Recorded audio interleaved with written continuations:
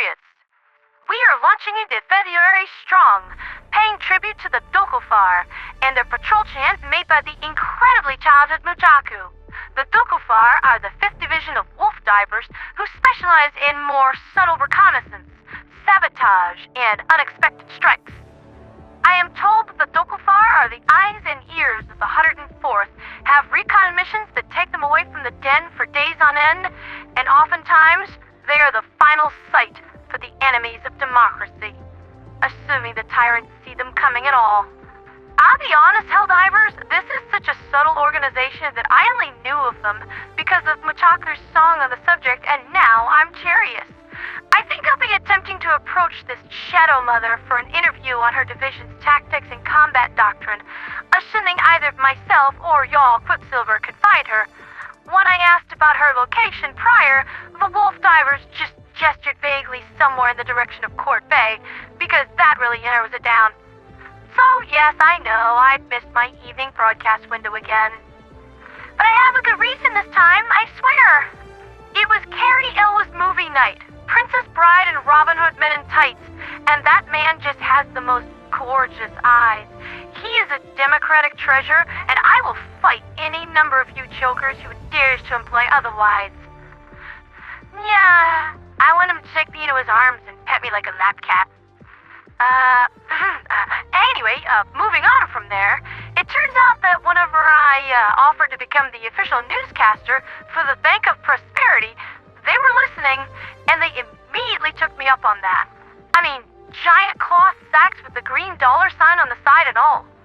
I'm quite fond of covering the news from the latest addition to Super Earth's military-industrial complex, and once they publicly launch, I'll be given a constant stream of headlines to cover, so you're going to want to keep it all locked in here for the latest and greatest capitalistic contributions to the war effort.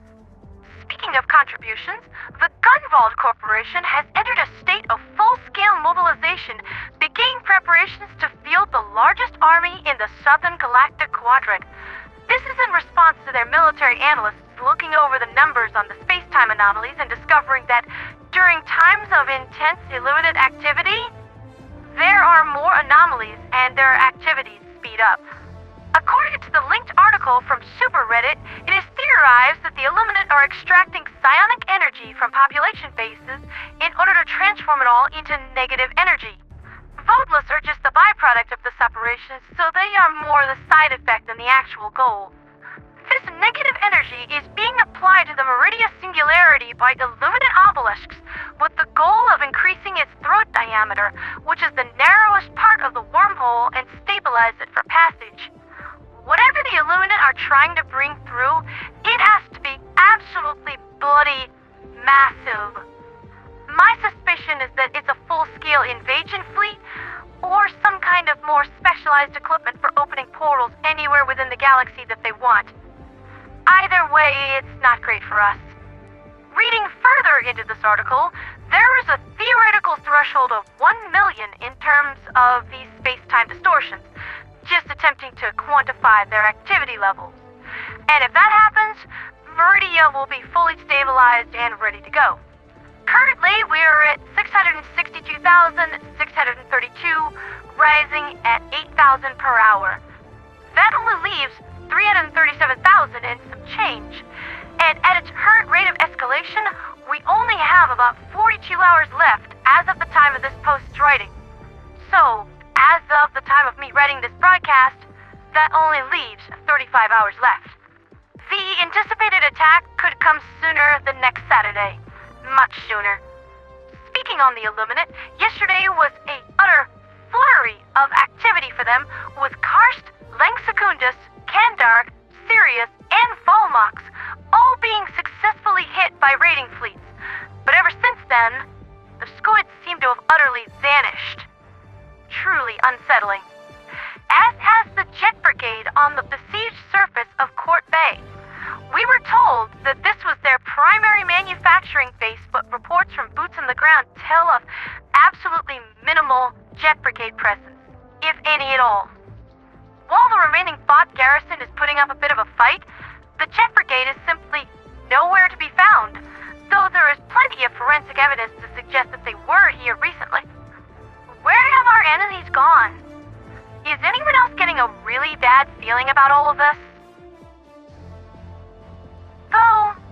good news. Chort Bay is due to topple inside of 16 hours, satisfying the requirements of the major order, and Vernen has made some decent progress, so we'll likely be able to finish that up, which will significantly reduce the strength of the bots in the Hydra and Locale sectors, as well as bisecting their domain and cutting off every planet in the western part of the Automaton Collective's territory. You know, if we weren't staring down the barrel of imminent and certain doom, I'd be happier about that. In other news, I received some feedback on my idea of covering IRL politics of not Super Earth's history, and have been asked specifically not to do that. Which is fair. Looking back over some of the historical records in preparation for this, I get the feeling that most of my broadcasts would just evolve into varying statements of, yes, they really did this, can you believe it? So I'm going to honor those wishes and can those plans. Honestly, we've got enough problems in this timeline. As a final note, I was given some correcting information yesterday. The medicinal nanites that I'd mentioned the other day are pronounced nukums. My mistake, everyone. I was only given text-based information on the subject and assumed. And you know what they say about making assumptions.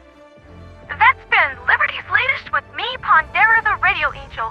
It really does feel like our many enemies are gathering and are nearly ready to strike with a sinister plan most foul. But it's like I was telling a personal friend of mine, General Sponge, recently. I have found that most people are rocking some kind of delusion or other, overwhelmingly preferring opinions and emotions over the cold harshness of reality's facts and logic. However, I found that sometimes reality bends to one's overwhelming will, so if I'm going to be deluded, I'm going to be delusional with hope for the future. If we're going to have to fight everyone next week, then we're just going to have to beat everyone next week. Just who the hell do they think we are? For liberty, for freedom, for democracy, and for Super Earth.